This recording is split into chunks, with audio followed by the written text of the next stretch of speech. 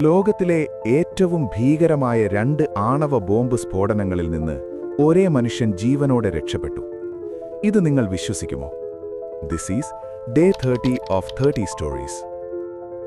1945-ൽ ജപ്പാനിലെ ഹിരോഷിമയിൽ ജോലി ചെയ്തിരുന്ന ഒരു സാധാരണ മനുഷ്യനായിരുന്നു അദ്ദേഹം. ഒരു രാവിലെ ആകാശത്തിൽ നിന്ന് ഒരു പ്രകാശം വീണു.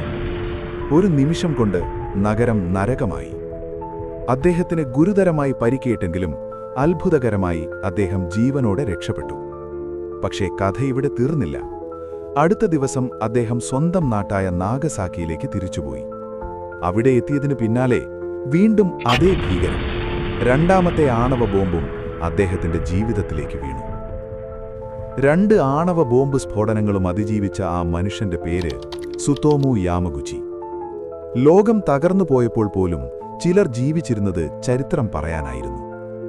ഇത്തരം അറിയാത്ത സത്യകഥകൾ ദിവസവും വേണമെങ്കിൽ യൂട്യൂബിൽ കാണുന്നവർ സബ്സ്ക്രൈബ് ചെയ്യൂ, ഇൻസ്റ്റഗ്രാമിൽ കാണുന്നവർ ഫോളോ ചെയ്യൂ.